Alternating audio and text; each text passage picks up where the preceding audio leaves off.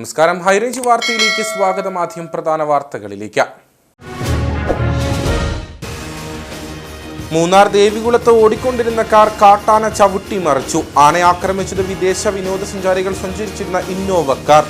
സഞ്ചാരികൾ പരിക്കില്ലാതെ രക്ഷപ്പെട്ടു. ആക്രമണം നടത്തിയ മോഴയാനയെ മുൻപ് മേഖലയിൽ കണ്ടിട്ടില്ലെന്ന നാട്ടുകാർ. ചെറുതോണിയിൽ നടന്ന കേരള പോലീസ് ഹൗസിംഗ് സഹകരണ സംഘം തെരഞ്ഞെടുപ്പിൽ വ്യാജ തിരിച്ചറിയൽ കാർഡുമായി പോലീസുകാരൻ വോട്ട് ചെയ്യാനെത്തിയതായി പരാതി. കാർഡിലും കൗണ്ടർ ഫോയിലും തീയതി വ്യത്യാസം വന്നതിനെ തുടർന്ന് UDF അനുകൂല പാനലിലുള്ളവർ ചലഞ്ച് ചെയ്തു. സംഭവത്തിൽ കേസെടുക്കണമെന്നാവശ്യപ്പെട്ട് ഇടുക്കി SP-ക്ക് പരാതി നൽകി. സാധാരണക്കാരുടെ ലക്ഷക്കണക്കിന് രൂപ തട്ടിയെടുത്ത പാതിവില തട്ടിപ്പിൽ കൂടുതൽ ഇരകൾ പരാതിയുമായി രംഗത്ത്. രാജാക്കാട് പഞ്ചായത്ത് പരിധിയിലുള്ള 500-ലധികം ആളുകൾ തട്ടിപ്പിന് ഇരയായിട്ടുണ്ടെന്ന വിവരം. 15,000 മുതൽ 2 ലക്ഷം രൂപ വരെ പലർക്കും നഷ്ടമായിട്ടുള്ളതായും കബളിപ്പിക്കപ്പെട്ടവർ. തൊടുപുഴ മൂലമറ്റ താഴ്ത്താമസമില്ലാത്ത KSEB ക്വാർട്ടേഴ്സുകൾ സർക്കാർ ജീവനക്കാർക്കോ പൊതുജനങ്ങൾക്കോ തുറന്നു നൽകണമെന്ന ആവശ്യം ശക്തം. വൈദ്യുതി വകുപ്പ് ജീവനക്കാർക്കായി നിർമ്മിച്ച 300ഓളം ക്വാർട്ടേഴ്സുകളിൽ പാതിയിലേറെയും താമസക്കാരില്ലാതെ നശിക്കുന്നു. കോടിക്കണക്കിന് രൂപ മുടക്കി നിർമ്മിച്ച ഈ ക്വാർട്ടേഴ്സുകൾ നശിപ്പിച്ചു കളയരുതെന്ന് ആവശ്യം. വിശദമായ വാർത്തകളിലേക്ക്. മൂന്നാർ ദേവികുളത്ത് ഓടിക്കൊണ്ടിരുന്ന കാർ കാട്ടാന ചവിട്ടിമറിച്ചു. വിദേശ വിനോദസഞ്ചാരികൾ സഞ്ചരിച്ചിരുന്ന ഇന്നോവ കാറാണ് ആന ആക്രമിച്ചത്. സഞ്ചാരികൾ പരിക്കില്ലാതെ രക്ഷപ്പെട്ടു. ആക്രമണം നടത്തിയ മോഴയാനയെ മുൻപ് മേഖലയിൽ കണ്ടിട്ടില്ലെന്ന് നാട്ടുകാർ പറഞ്ഞു. ഇംഗ്ലണ്ട് ലിവർപൂൾ സ്വദേശികളായ സഞ്ചാരികൾ സഞ്ചരിച്ചിരുന്ന ഇന്നോവ കാറിന് നേരെ ദേവികുളം സിഗ്നൽ പോയിന്റിന് സമീപത്ത് വെച്ച് ആന പാഞ്ഞെടുക്കുകയും വാഹനം ചവിട്ടിമറിക്കുകയുമായിരുന്നു. തുടർന്ന് RRT സംഘം എത്തിയാണ് ആനയെ റോഡിൽ നിന്ന് തുരത്തിയത്. ഓടിക്കാനാവാത്ത വിധം വാഹനത്തിന് കേടുപാടുകൾ പറ്റി.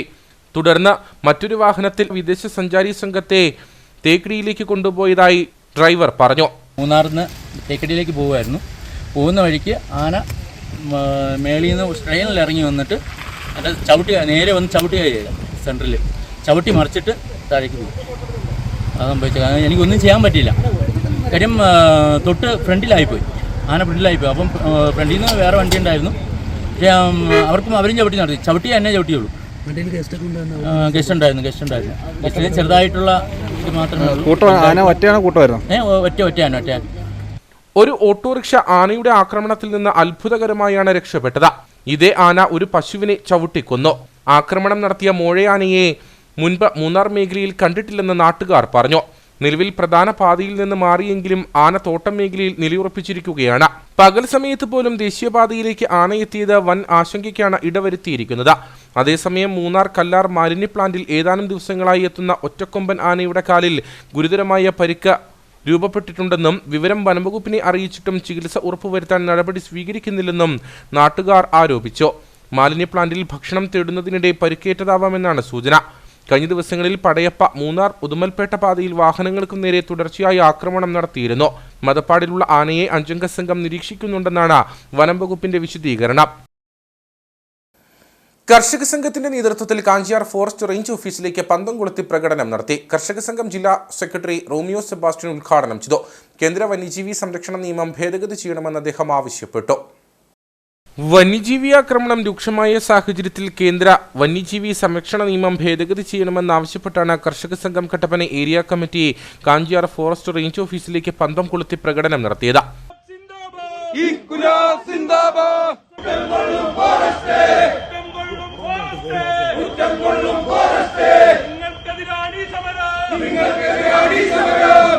കേന്ദ്ര വന്യജീവി സംരക്ഷണ നിയമം കാലോചിതമായി ഭേദഗതി ചെയ്യുക, മനുഷ്യജീവിതം സംരക്ഷിക്കുക, വനംവകുപ്പിന്റെ നിസ്സംഗത അവസാനിപ്പിക്കുക, വന്യജീവി ആക്രമണമുള്ള പ്രദേശങ്ങളിൽ കൂടുതൽ RRTകളെ വിന്യസിപ്പിക്കുക തുടങ്ങിയ ആവശ്യങ്ങൾ സമരത്തിൽ ഉയർന്നു. ഓരോ ദിവസവും നിരവധി ജീവനുകൾ വന്യജീവികൾ കൊന്നൊടുക്കുന്നു. വിഷയം ഒരു രാഷ്ട്രീയ പ്രശ്നമല്ല, എല്ലാ ജനസമൂഹത്തെയും ബാധിക്കുന്നതായി കണ്ട് വേണ്ട നടപടികളാണ് സ്വീകരിക്കേണ്ടത്. കേന്ദ്ര വന്യജീവി സംരക്ഷണ നിയമം ഭേദഗതി ചെയ്യണമെന്നും സമരം ഉദ്ഘാടനം ചെയ്തുകൊണ്ട് കർഷക സംഘം ജില്ലാ സെക്രട്ടറി റോമിയോ സെബാസ്റ്റ്യൻ പറഞ്ഞു. മനുഷ്യ വന്യജീവി സംഘർഷം എന്നത് ഏതെങ്കിലും പാർട്ടിയുടെ മാത്രം ഒരു പ്രശ്നമായി ഞങ്ങൾ കാണുന്നില്ല. അത് കോൺഗ്രസുകാരുടെയും BJPക്കാരുടെയും CPMകാരുടെയും എല്ലാം പ്രശ്നമാണ്. കേരളത്തിലെ ഇടതുപക്ഷ ജനാധിപത്യ മുന്നണിയുടെ ഗവൺമെന്റ് അതിനെ അഡ്രസ് ചെയ്യാൻ അതിന് സാധ്യമായ എല്ലാ കാര്യങ്ങളും പരിശ്രമവും നടത്തുന്നുണ്ട്. പക്ഷേ കേന്ദ്രത്തിന്റെ സഹായം വേണം. കേന്ദ്ര വന്യജീവി നിയമം ഭേദഗതി ചെയ്യണം. നമ്പർ 1. അതല്ലാതെ വേറെ ഒരു പരിഹാരവുമില്ല. സാമ്പത്തിക സഹായം വേണം. നേതാക്കളായ മാത്യു ജോർജ്, കെ എൻ വിനീഷ് കുമാർ, കെ എൻ ബിനു, വി വി ജോസ്, കെ സി ബിജു, കെ പി സജി, എൻ രാജേന്ദ്രൻ തുടങ്ങിയവർ സംസാരിച്ചു. മൂന്നാറിലെ ജനവാസ മേഖലയിൽ സ്ഥിര സാന്നിധ്യമായ ഒറ്റക്കൊമ്പൻ എന്ന വിളിപ്പേരുള്ള കാട്ടാന പരിക്കിന്റെ പിടിയിൽ. ആനയുടെ കാലിനാണ് പരിക്ക് സംഭവിച്ചിട്ടുള്ളത്. കാട്ടുകൊമ്പൻ പടയപ്പയുമായി ഏറ്റുമുട്ടിയതിനിടയിലാണ് ഒറ്റക്കൊമ്പന് പരിക്ക് സംഭവിച്ചിട്ടുള്ളതെന്നാണ് വനം വകുപ്പിന്റെ പ്രാഥമിക നിഗമനം. പടയപ്പയ്ക്കൊപ്പം മൂന്നാറിലെ വിവിധ ജനവാസ മേഖലകളിൽ പതിവ് സാന്നിധ്യമാണ് ഒറ്റക്കൊമ്പൻ എന്ന് വിളിപ്പേരുള്ള കാട്ടാന. മൂന്നാർ നല്ലതണ്ണിയിലെ മാലിന്യ സംസ്കരണ കേന്ദ്രത്തിൽ കാട്ടാനയുടെ സാന്നിധ്യം സ്ഥിരമായുണ്ട്. ഇതിനിടെയാണ് കാട്ടുകൊമ്പൻ പരിക്കിന്റെ പിടിയിലായിട്ടുള്ളത്. ആനയുടെ മുൻകാലിന്റെ മുട്ടിന്റെ ഭാഗത്ത് ആഴത്തിലുള്ള മുറിവ് സംഭവിച്ചിട്ടുണ്ട്. കാട്ടുകൊമ്പൻ പടയപ്പയുമായി ഏറ്റുമുട്ടിയതിനിടയിലാണ് ഒറ്റക്കൊമ്പന് പരിക്ക് സംഭവിച്ചിട്ടുള്ളതെന്നാണ് വനംവകുപ്പിന്റെ പ്രാഥമിക നിഗമനം. ഒരാഴ്ചക്ക് മുമ്പ് ഇതുപോലെ 2 ആനകൾ അതുപോലെ ഏറ്റുമുട്ടിയിരുന്നു. അപ്പോൾ പടയപ്പയും വേറൊരു ആനയുമായിട്ടാണ് ഏറ്റുമുട്ടിയത്. അപ്പോൾ പിറ്റേ ദിവസം തന്നെ പടയപ്പയെ നമ്മൾ കണ്ടെത്തുകയും അതിൻ്റെ ഫോട്ടോ എടുക്കുകയും അല്ലെങ്കിൽ വീഡിയോ റെക്കോർഡ് ചെയ്യുകയൊക്കെ ചെയ്തിട്ട് അത് നമ്മുടെ വെറ്റിനറി ഓഫീസർക്ക് അയച്ചു കൊടുത്തു. അദ്ദേഹം അതിന് പരിക്കുകളൊന്നും ഇല്ല എന്ന് നമ്മളോട് പറഞ്ഞു. അതിനുശേഷം ഈ 2ാമത്തെ ആനയെ അന്വേഷിച്ച് വരികയായിരുന്നു. അതിനെ ഇതുവരെ കണ്ടെത്താൻ കഴിഞ്ഞിട്ടില്ല. ഇന്നലെയാണ് കല്ലാറിലെ ചോല വനത്തിനുള്ളിൽ ആനയെ കണ്ടെത്തുന്നത്. അങ്ങനെ അത് വന്നപ്പോഴാണ് അതിൻ്റെ കാലിൽ പരിക്ക് കണ്ടെത്തിയത്. അപ്പോൾ ഇതിൻ്റെ ഫോട്ടോയും വീഡിയോയും നമ്മൾ വെറ്റിനറി ഓഫീസർക്ക് അയച്ചു കൊടുത്തിട്ടുണ്ട്. അദ്ദേഹത്തിന്റെ പ്രാഥമിക പരിശോധനയ്ക്ക് ശേഷം അദ്ദേഹം ഹയർ ഒഫീഷ്യൽസിന് ഒരു റിപ്പോർട്ട് കൊടുക്കും ഇതിന്റെ പരിക്കിനെ പറ്റി. അപ്പോൾ നമുക്ക് അതിന്റെ പരിക്കിനെ പറ്റി അതിന്റെ ഗൗരവത്തെ പറ്റി അറിയില്ല. അപ്പോൾ അതിനുശേഷം തുടർ നടപടി സ്വീകരിക്കും.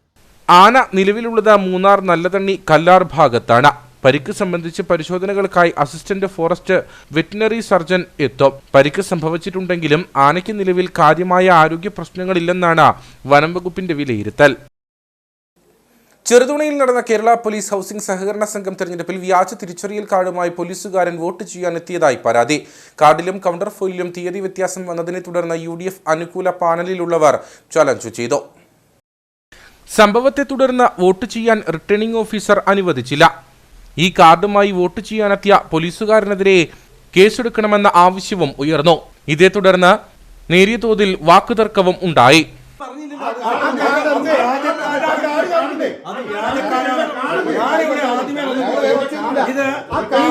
ഈ തെരഞ്ഞെടുപ്പിലെ വിഷയം എന്ന് പറയുന്നത് ID കാർഡിന്റെ ഇഷ്യൂ സംബന്ധിച്ചാണ്. ഈ ID കാർഡിന്റെ ഇഷ്യൂ സംബന്ധിച്ച് തർക്കം നിലനിൽക്കുമ്പോൾ അതുപോലൊരു വ്യാജ കാർഡുമായി ഇവിടെ കടന്നു വന്ന ഒരാളെ അത് നൈസായിട്ട് കൊടുത്ത് മടക്കി വിടുന്ന ഒരു സമീപനം നിങ്ങളുടെ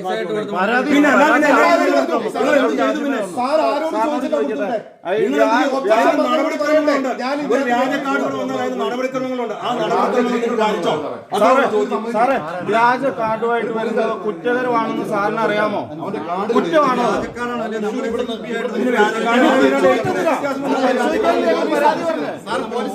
സാറ് കോപ്പറേറ്റീവ് ഡിപ്പാർട്ട്മെന്റിന്റെ സംഭവത്തെ തുടർന്ന് സ്ഥാനാർത്ഥികളിൽ ഒരാൾ ഇടുക്കി SP-ക്ക് പരാതിയും നൽകി.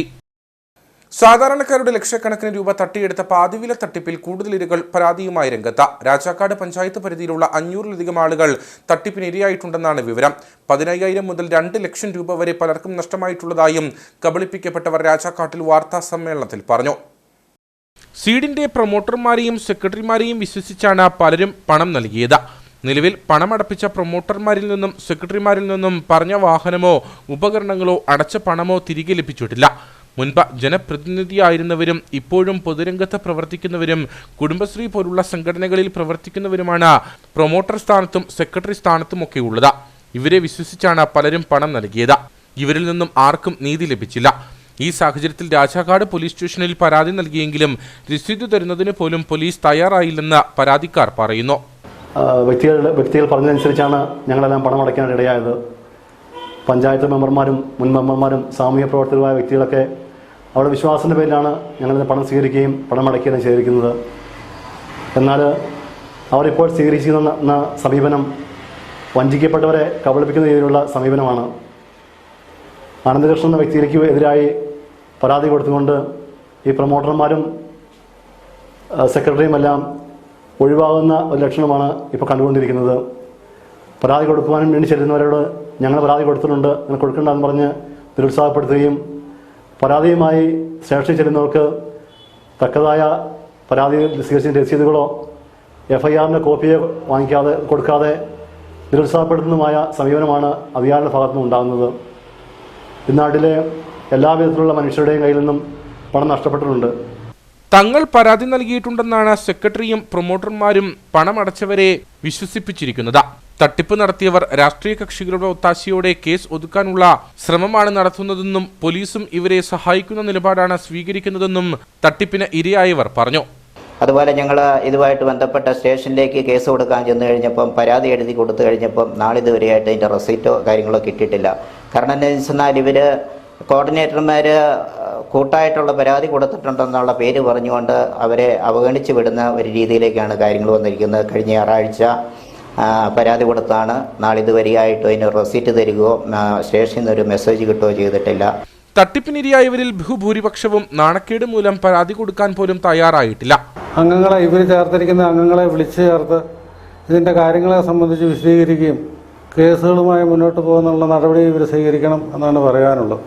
പണം തിരികെ ലഭിക്കാത്ത പക്ഷം പ്രൊമോട്ടർമാരുടെയും സെക്രട്ടറിമാരുടെയും വീടുകളിലേക്ക് സമരം നടത്തുമെന്നും കബളിപ്പിക്കപ്പെട്ടവർ മുന്നറിയിപ്പ് നൽകി.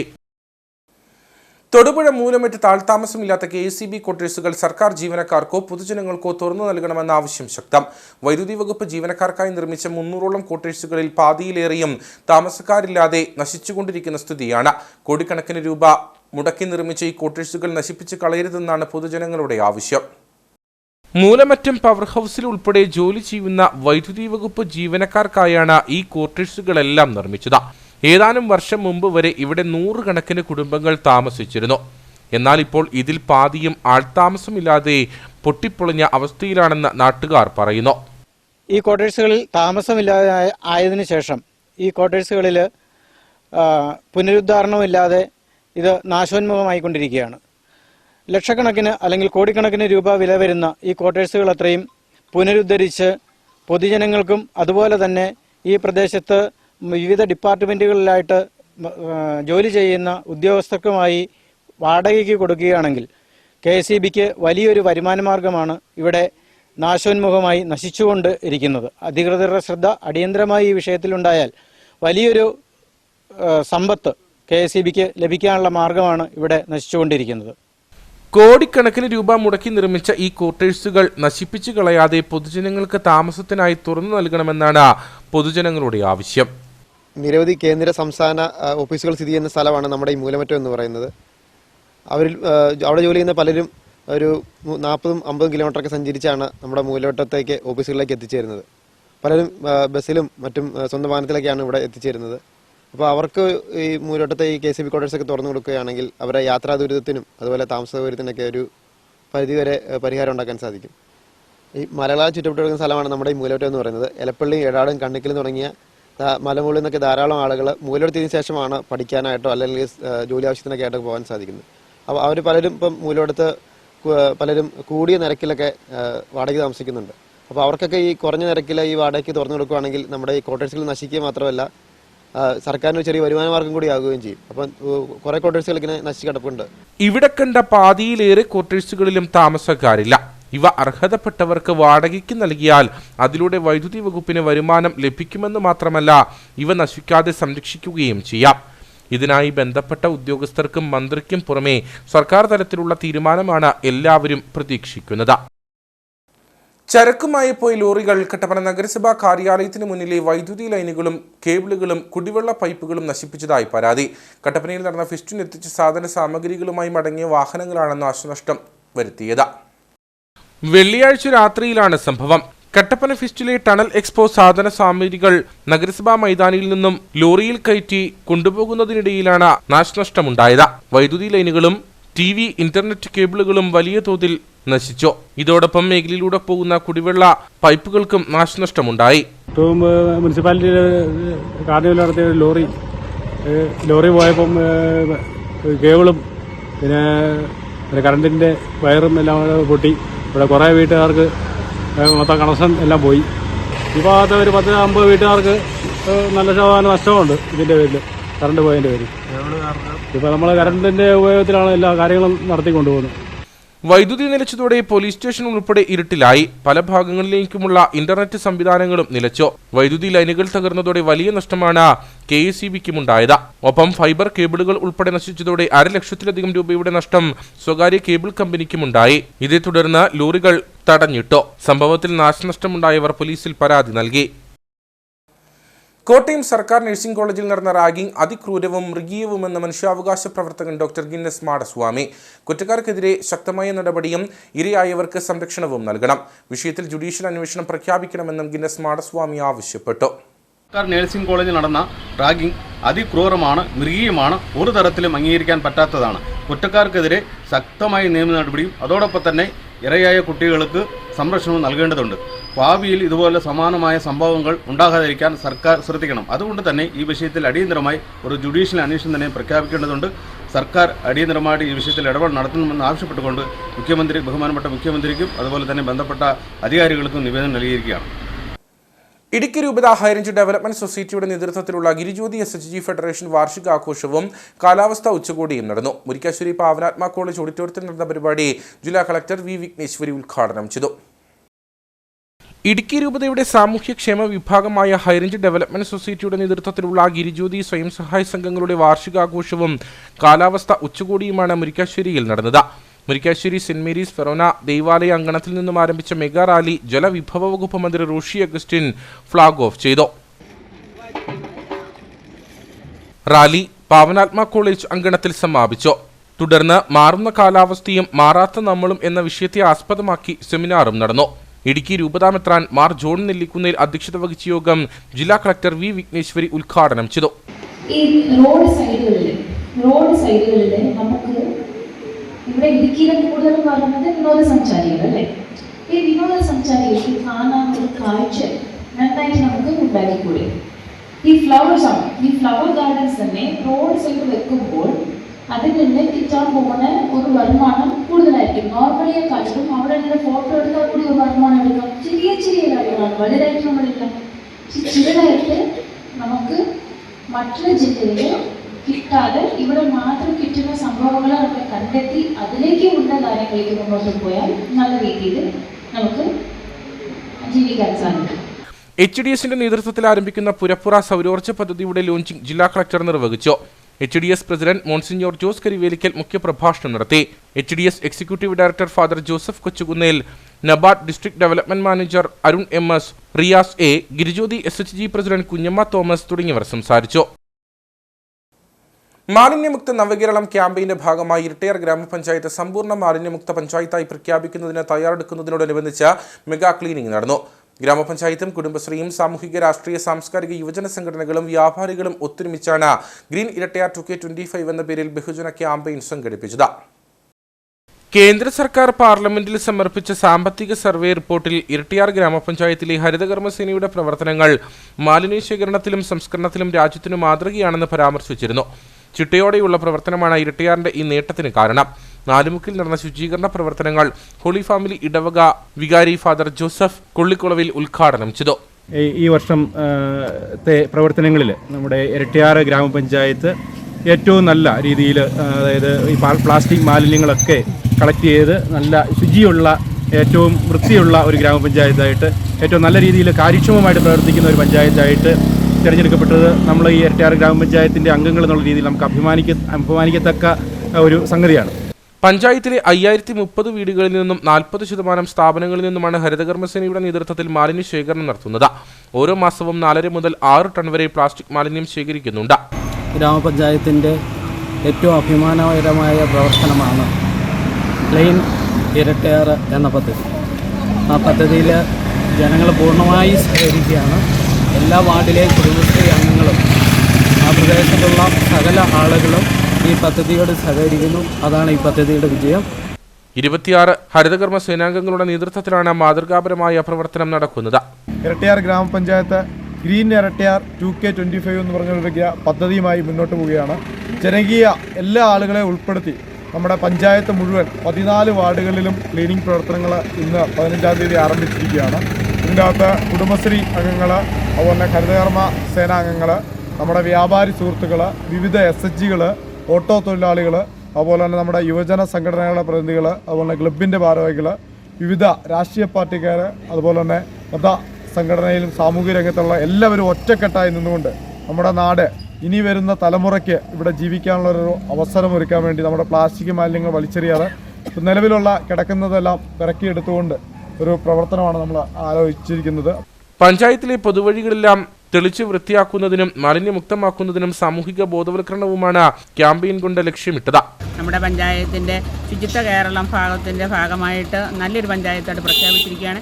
അതിനുവേണ്ടി ഞങ്ങളെല്ലാവരും ഒത്തൊരുമയോടുകൂടി നമ്മുടെ നാട് സംരക്ഷിക്കുന്നതിന് വേണ്ടിയിട്ടും ഈ മാലിന്യമുക്ത പഞ്ചായത്തായിട്ട് മാറ്റുന്നതിന് വേണ്ടി ഞങ്ങളെല്ലാവരും ഒത്തൊരുമയോടുകൂടി പ്രവർത്തിച്ച് നമ്മുടെ ഇരട്ടയാർ ഗ്രാമപഞ്ചായത്തിൻ്റെ പ്രവർത്തനത്തിൽ എല്ലാവിധ ആശംസകളും നൽകുന്നു. ഇരട്ടയാർ പഞ്ചായത്തിലെ എല്ലാ വാർഡുകളിലും നടത്തിയ ശുചീകരണ പ്രവർത്തനങ്ങൾക്ക് ജനങ്ങളുടെ പൂർണ്ണ പിന്തുണ ലഭിച്ചു. അടിമാലി ടൗണിൽ BSNL ജംഗ്ഷന് സമീപത്തു നിന്ന് ആരംഭിച്ച് കാംകോ റോഡിലേക്ക് എത്തുന്ന ബൈപ്പാസ് റോഡിൽ സുരക്ഷാവേലിയുടെ അഭാവം അപകട ഭീഷണിയാകുന്നു. ഈ ഭാഗത്തായിരുന്നു നാളുകൾക്ക് മുമ്പ് ബൈക്ക് അപകടമുണ്ടായി ഒരാൾ മരിച്ചത്. സുരക്ഷാവേലി ഒരുക്കുന്ന കാര്യത്തിൽ ബന്ധപ്പെട്ടവരുടെ ഇടപെടൽ ഇനിയെങ്കിലും ഉണ്ടാകണമെന്ന ആവശ്യം സമീപവാസികൾ ആവർത്തിക്കുകയാണ്. അടിമാലി ടൗണിൽ BSNL ജംഗ്ഷന് സമീപത്തു നിന്ന് ആരംഭിച്ച കാംകോ റോഡിലേക്ക് എത്തുന്ന ബൈപ്പാസ് റോഡിലാണ് അപകടക്കെണിയുള്ളത്. ഈ റോഡിന്റെ ഒരു വശത്തുകൂടി കൈത്തോട് ഒഴുകുന്നുണ്ട്. ഏതെങ്കിലും സാഹചര്യത്തിൽ വാഹനം റോഡിൽ നിന്ന് താഴേക്ക് പതിച്ചാൽ വലിയ അപകടം സംഭവിക്കും. ഈ ഭാഗത്തൊന്നും സുരക്ഷാ വേലിയില്ല. ഇതിനൊപ്പമാണ് റോഡിലെ കലുങ്കിന് സമീപമുള്ള ഭാഗത്ത് റോഡ് നിർമ്മാണത്തിലെ അശാസ്ത്രീയത യാത്രക്കാർക്ക് വിനയാകുന്നത്. ചെറിയ ഒരു വളവോട് കൂടിയ ഭാഗത്താണ് കലുങ്കുള്ളത്. റോഡിനെ അപേക്ഷിച്ച കലുങ്കിന് വീതിക്കുറവുണ്ട്. അതുകൊണ്ട് തന്നെ കലുങ്കിന്റെ വീതിക്കുറവും വളവും അറിയാതെ എത്തുന്നവർ റോഡിന്റെ തുറസായ ഭാഗത്തു കൂടി തോട്ടിലേക്ക് പതിക്കാൻ സാധ്യത നിലനിൽക്കുന്നു. കുറച്ചാൾ മുമ്പ് ഇവിടെ ഒരാൾ വീണ് മരിക്കുകയൊക്കെ ഉണ്ടായി. അപ്പോൾ അതിനുശേഷം ഇവിടെ കണ്ട് കൈവരി വെക്കണം എന്നൊക്കെ അവർ മുമ്പ് പറയുണ്ടായി. പിന്നെ ഇതുവരെ അതിനുള്ള ഒരു നടപടി ഇതുവരെ ഉണ്ടായിട്ടില്ല. അതുപോലെ നമ്മൾ ഇതിലെപ്പോഴും പാസ് ചെയ്ത് പോകുന്നതാണ്. വണ്ടി എതിർഭാഗത്ത് വരുന്ന വണ്ടി ഒരു ഭീഷണിയായിട്ട് ഉണ്ടാവാറുണ്ട്. അപ്പോൾ ഇതിനെന്തെങ്കിലും ഒരു നടപടി ഉണ്ടാവുകയാണെങ്കിൽ നല്ലതായിരിക്കും. കലുങ്കിന് സമീപം റോഡ് അവസാനിക്കുന്ന തുറസായ ഭാഗത്ത് സുരക്ഷാ വേലി സ്ഥാപിച്ചാൽ അപകട സാധ്യത കുറയ്ക്കാം. രാത്രികാലത്തെ വെളിച്ചക്കുറവും അപകട സാധ്യത ജനിപ്പിക്കുന്നു. വളവും കലുങ്കിന്റെ വീതിക്കുറവും സൂചിപ്പിച്ച് മുന്നറിയിപ്പ് ബോർഡ് സ്ഥാപിക്കണമെന്നും ആവശ്യമുയരുന്നുണ്ട്. ബന്ധപ്പെട്ടവരുടെ അടിയന്തര ഇടപെടൽ ഇക്കാര്യത്തിൽ ഉണ്ടാകണമെന്ന് പ്രദേശവാസികൾ ആവശ്യപ്പെട്ടു. കട്ടപ്പനയിൽ കൃഷിയിടത്തിന് തീ പിടിച്ചു. കല്ലുകുന്ന് വടക്കിൽ ജോസിന്റെ പുരയിടത്തിലാണ് അഗ്നിബാധയുണ്ടായത്. കട്ടപ്പനയിൽ നിന്നും ഫയർഫോഴ്സ് എത്തി തീ അണച്ചു. കല്ലുകുന്ന് വടക്കേൽ ജോസഫിന്റെ പുരയിടത്തിലാണ് അഗ്നിബാധയുണ്ടായത്. ഏകദേശം 3/4 ഏക്കറോളം സ്ഥലത്തെ കാപ്പി, കുരുമുളക് തുടങ്ങിയവ കത്തിനശിച്ചു. നാട്ടുകാർ വിവരമറിയിച്ചതിനെ തുടർന്ന് കട്ടപ്പന അഗ്നിരക്ഷാസേന സ്ഥലത്തെത്തി തീ നിയന്ത്രണ വിധേയമാക്കുകയായിരുന്നു. സ്വകാര്യ സ്ഥാപനത്തിലെ മാലിന്യം കൂട്ടിയിട്ട് കത്തിച്ച സ്ഥലത്തു നിന്നും തീ പടർന്നതാകാമെന്ന് സംശയിക്കുന്നതായി ഫയർഫോഴ്സ് ഉദ്യോഗസ്ഥർ പറഞ്ഞു. സൈഡിൽ വല്ലതും പീഡിപ്പിക്കുകയോ എന്തെങ്കിലുമൊക്കെ വലിച്ചെറിഞ്ഞാണെന്ന് അനുമാനിക്കുന്നു. അങ്ങനെ തുടർന്ന് കത്തിപ്പോവുകയാണ് ഇത് ചെയ്ത്. അപ്പം ഇതിനെ കുറിച്ച് പറഞ്ഞു കഴിഞ്ഞാൽ ഏകദേശം ഒരു 3/4 ഏക്കറോളം സ്ഥലം തീ കത്തി. ഫയർഫോഴ്സും സിവിൽ ഡിഫൻസ് അംഗങ്ങളും എല്ലാവരും കൂടി ചേർന്ന് തീ അണക്കിയാണ് ചെയ്ത്. Senior fire and rescue officer Ruby Thomas, ഉദ്യോഗസ്ഥരായ Muhammad Aslam, Adarsh MM, Akhil PB, Jipson Joy, Aryanand Murali, Nithin K, Santhosh PS എന്നിവർ ചേർന്ന് 1 മണിക്കൂറോളം നീണ്ട പരിശ്രമത്തിനൊടുവിലാണ് തീ നിയന്ത്രണ വിധേയമാക്കിയത്. ഓൾ ഇന്ത്യ സിവിൽ സർവീസ് മീറ്റിൽ ക്യാരംസിൽ മിന്നുന്ന നേട്ടം കരസ്ഥമാക്കാനുള്ള പോരാട്ടത്തിലാണ് നെടുങ്കണ്ടത്ത് നിന്നൊരു അധ്യാപിക. മഞ്ഞപ്പെട്ടിയിൽ പ്രവർത്തിക്കുന്ന മാവടി LP സ്കൂളിലെ അധ്യാപിക സരിമോൾ ആണ് നാഷണൽ മീറ്റിൽ പങ്കെടുക്കുന്നത്. ഓൾ കേരള സിവിൽ സർവീസ് മീറ്റിൽ ക്യാരംസിൽ ജേതാവായാണ് സരിമോൾ ദേശീയ മീറ്റിന് യോഗ്യത നേടിയത്. 17 മുതൽ 22 വരെ പൂനെയിൽ വെച്ചാണ് മത്സരം. ഞാൻ മാവടി GLP സ്കൂളിൽ ടീച്ചറായിട്ട് വർക്ക് ചെയ്യുന്നു. All India civil service meet carrom ടൂർണമെന്റിൽ സ്റ്റേറ്റിൽ എനിക്ക് ഫസ്റ്റ് ലഭിച്ചു. അതിനോടനുബന്ധിച്ച് 17-ാം തീയതി പൂനെയിൽ നടക്കുന്ന നാഷണൽ ഗെയിമിലേക്ക് എനിക്ക് സെലക്ഷൻ ലഭിച്ചിട്ടുണ്ട്. 2ാം തവണയാണ് എനിക്ക് നാഷണലിലേക്ക് all India civil service meet carrom ടൂർണമെന്റിൽ സെലക്ഷൻ ലഭിച്ചിരിക്കുന്നത്. കേരള ക്യാരം റാങ്കിങ്ങിൽ 5ാം റാങ്കുള്ള സരിമോൾ 2ാം തവണയാണ് ദേശീയ മത്സരത്തിന് യോഗ്യത നേടുന്നത്. പ്രതിസന്ധിയിലായിരുന്ന മാവടി സ്കൂളിനെ കരകയറ്റുന്നതിലും നിർണായക പങ്കുവഹിച്ച വ്യക്തിയാണ് സരിമോൾ. മുമ്പ് 10-ൽ താഴെ മാത്രം വിദ്യാർത്ഥികൾ ഉണ്ടായിരുന്ന സ്കൂളിൽ നിലവിൽ 40ഓളം കുട്ടികളുണ്ട്.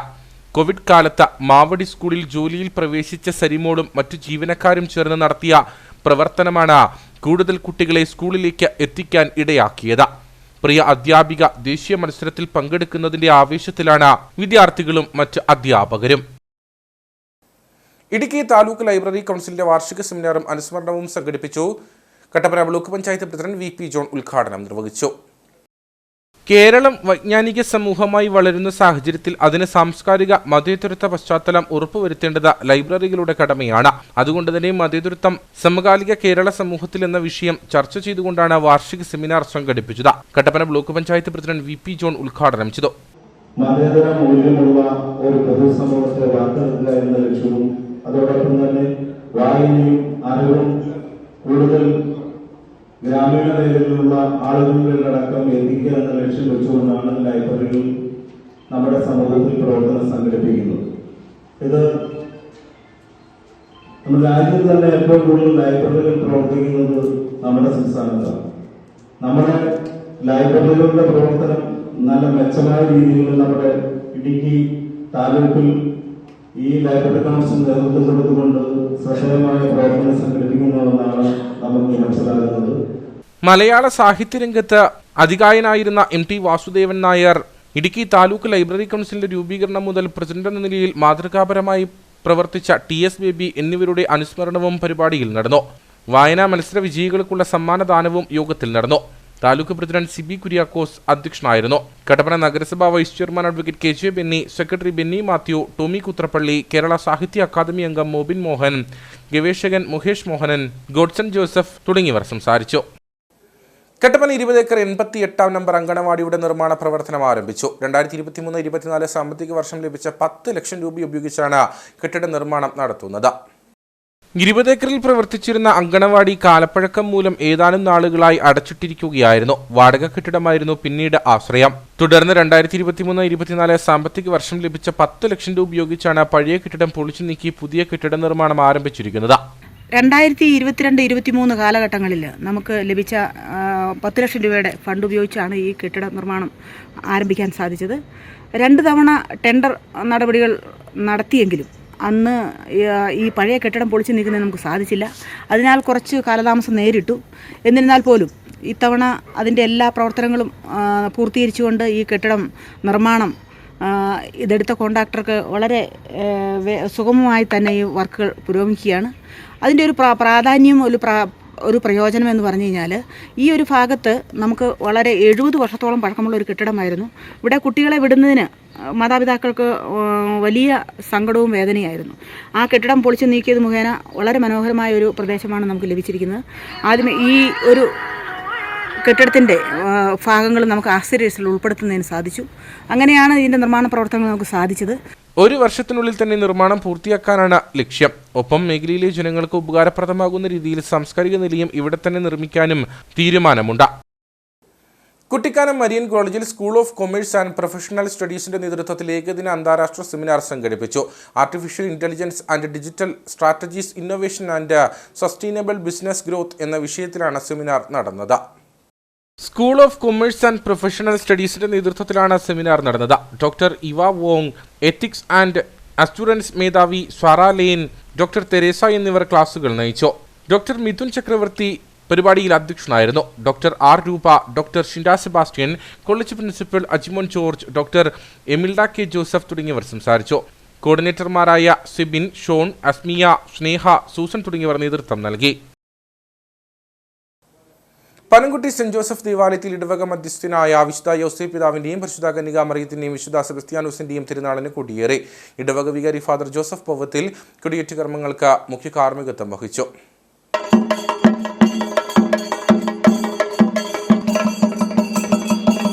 പതിനാറാം തീയതി രാവിലെ 7:30 വിശുദ്ധ കുർബാന നടക്കും. 4:45 നടക്കുന്ന വിശുദ്ധ യോസേപ്പ് പിതാവിന്റെ നൊവേനയ്ക്കും ആഘോഷമായ തിരുനാൾ കുർബാനയ്ക്കും ഫാദർ ജെറിൻ കുഴിയംപ്ലാവിൽ മുഖ്യ കാർമ്മികത്വം വഹിക്കും. തുടർന്ന് തിരുനാൾ പ്രദക്ഷിണവും വിശുദ്ധ കുർബാനയുടെ ആശീർവാദവും നടക്കും. തിരുനാൾ ആഘോഷത്തിന്റെ ഭാഗമായി ലൈറ്റ് ഷോയും വാദ്യമേളങ്ങളുടെ ഡിസ്പ്ലേയും സ്നേഹവിരുന്നും ക്രമീകരിച്ചിട്ടുണ്ട്. ഇനി നേർക്കാഴ്ചയിലേക്ക്.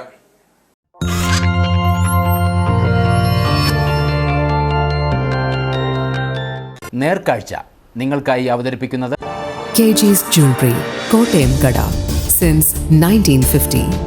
പരിശുദ്ധ സ്വർണം വിശ്വസ്ത കരങ്ങളിലൂടെ. പുലർച്ചെയുള്ള നടത്തം ആരോഗ്യവും ഉന്മേഷവും ഒക്കെ നേടിത്തരും. ഒപ്പം സ്ഥിരമായി നടക്കാനെത്തുന്നവരുടെ നല്ല സൗഹൃദങ്ങളും. എന്നാൽ അടിമാലി മച്ചിപ്ലാവ് സ്വദേശിയായ ബൈജുവിന് പുലർച്ചെയുള്ള നടത്തം സമ്മാനിച്ചത് വ്യത്യസ്തമായ ഒരു സൗഹൃദമാണ്. എന്നും നടക്കാൻ ഒപ്പം എത്തുന്ന ഒരു തെരുവ് നായിയുമായുള്ള സൗഹൃദം.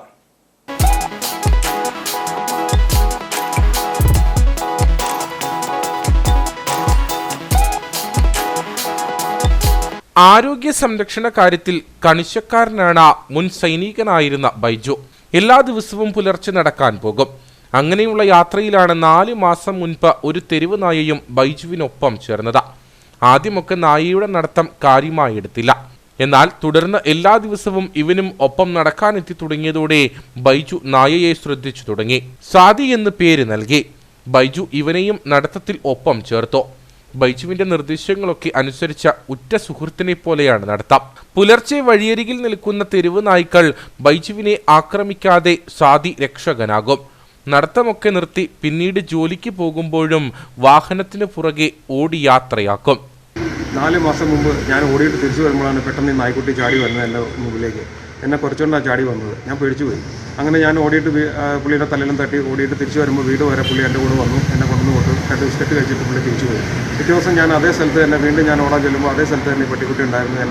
അന്ന് ഞാൻ 22 കിലോമീറ്ററിൽ ഓടിയിരുന്നു. കണ്ടിന്യൂസ് ഇത്രയും കിലോമീറ്റർ ഈ പട്ടി എൻ്റെ കൂടെ ഓടി. എന്നെ വീട്ടിൽ വരെ കൊണ്ടുവന്ന് വിട്ടു. അങ്ങനെ 2 ദിവസം ഞാൻ ഓടാൻ പോയില്ല. 3-ാമത്തെ ദിവസം ഞാൻ ഓടാനായിട്ട് റെഡി ആകുമ്പോഴത്തേനും രാവിലെ പുള്ളി എൻ്റെ വീട്ടിൽ എന്നെ വന്ന് കാത്തു നിൽക്കുകയാണ്. അന്ന് മുതൽ ഇന്ന് വരെ എൻ്റെ കൂടെ ഡെയിലി ഓടിക്കൊണ്ടിരിക്കുകയാണ്. ഒരു ദിവസം കഴിഞ്ഞിട്ട് ഞാനിങ്ങനെ ഇവൻ കൂടെ വരുന്നതുകൊണ്ട് ഞാൻ ഇവനെ ഒഴിവാക്കാനായിട്ട് ഞാൻ സൈക്കിൾ എടുത്തുകൊണ്ട് പോയി. 15 കിലോമീറ്ററിൽ ഞാൻ സൈക്കിൾ ഓട്ടി പോയി. 15 kilometre up and down 30 kilometre ഈ പട്ടിക്കുട്ടി എൻ്റെ കൂടെ ഓടി. അന്നാണ് എനിക്ക് മനസ്സിലായത് ഇവൻ്റെ ഇത്രമാത്രം എന്നെ സ്നേഹിക്കുന്നുണ്ടല്ലോ എന്ന്. അന്ന് ഞാൻ ഇവന് പേരിട്ടു സാത്തി എന്ന്. ഹിന്ദിയിൽ സാത്തി എന്ന് പറഞ്ഞാൽ കൂട്ടുകാരൻ എന്നാണ്. അന്നുപോലെ ഞാൻ ഇവന് പൊട്ടു കൊടുക്കാൻ തുടങ്ങി. ഇന്ന് ഞാൻ എവിടെ പോയാലും എൻ്റെ കൂടെ വരും. ഞാൻ എത്ര കിലോമീറ്റർ ഓടിയാലും പുള്ളി എൻ്റെ കൂടെ കണ്ടിന്യൂസ് ഓടിക്കൊണ്ടിരിക്കും. ഞാൻ നടന്നാൽ നടക്കും, ഓടിയാൽ ഓടും. അത്ര ആത്മബന്ധമാണ് എന്നോട്. എൻ്റെ ബന്ധുക്കാരെ സ്വന്തക്കാരെ എല്ലാം അറിയാം. എൻ്റെ റിലേറ്റീവ് കൊച്ചപ്പൻ്റെ മക്കൾ, കൊച്ചപ്പൻ്റെ മോനെ ഒരാളുണ്ട് എൽദോസ്. അവന് ഓടാൻ വന്ന അവനും കൂടെ ഞാൻ ഓടാറുണ്ട്. പക്ഷേ പുള്ളിനെ ഒന്ന് മണത്ത് നോക്കിയിട്ട് പുള്ളിയോട് ഒന്ന് മണത്ത് നോക്കിയിട്ട് അങ്ങ് പോകാം. നടത്തത്തിലെ കൂട്ട് പതിവായതോടെ സ്വാതി ബൈജുവിന്റെ വീട്ടിലെ ഒരംഗത്തെ പോലെയായി. ബൈജുവിന്റെ ഭാര്യയ്ക്കും മക്കൾക്കുമെല്ലാം പ്രിയപ്പെട്ടവനാണ് ഇന്നിവൻ.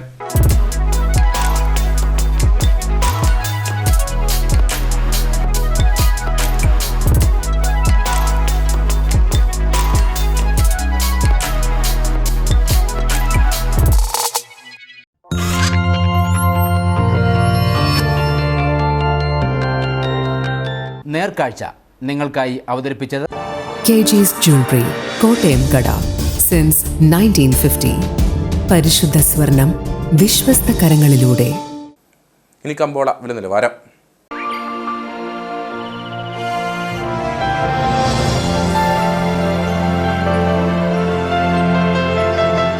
കമ്പോളം നിങ്ങൾക്കായി അവതരിപ്പിക്കുന്നത് KG's Jewelry, കോട്ടയം കട, സിൻസ് 1950. പരിശുദ്ധ സ്വർണം വിശ്വസ്ത കരങ്ങളിലൂടെ. Sugandhagiri spices promoters and traders ഏലക്കാലയിലെ വിവരം. ആകലോട്ട് 250, വിൽപ്പനയ്ക്ക് വന്നത് 64,279, വിൽപ്പന നടന്നത് 61,627, കൂടിയ വില 3,324, ശരാശരി വില 2,945. കട്ടപ്പന കമ്പോളം. കുരുമുളക് കിലോഗ്രാമിന് 650 രൂപ, ഏലം കൂടിയ വില 2,900, ഏലം ശരാശരി വില 2,700, കാപ്പിപ്പരിപ്പ് 460, ഗ്രാമ്പൂ 900, കൊക്കോ 180, റബ്ബർ 190. സ്വർണം വെള്ളി വിപണി. സ്വർണം ഗ്രാമിന് 7,890 രൂപ, വെള്ളി 108.